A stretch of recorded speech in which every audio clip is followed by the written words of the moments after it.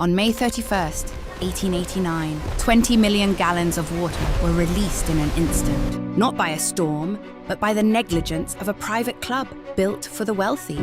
Within minutes, an entire American town would cease to exist. Johnstown, Pennsylvania was a thriving steel town, home to thousands of working-class families.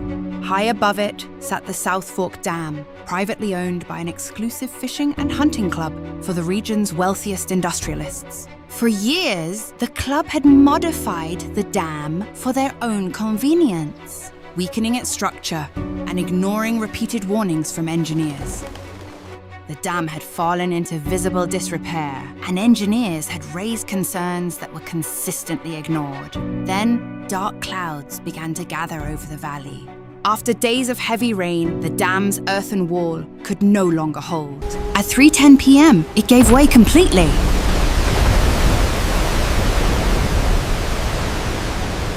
"20 million gallons of water surged downhill, at speeds exceeding 40 miles per hour, carrying trees, houses, and debris in a wall of destruction nearly 60 feet high. Nothing in its path would survive. The flood was now heading straight for Johnstown. The flood reached Johnstown in under an hour.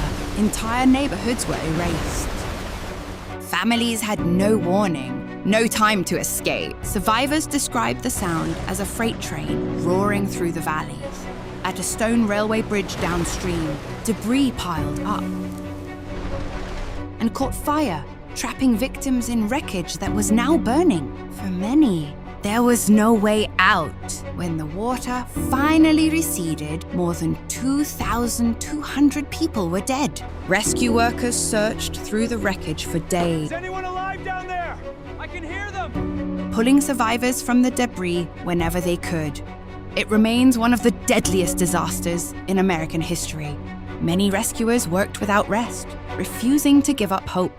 The valley that once held a thriving town was now unrecognizable. Investigators later confirmed what many feared. The club's modifications to the dam had directly weakened it.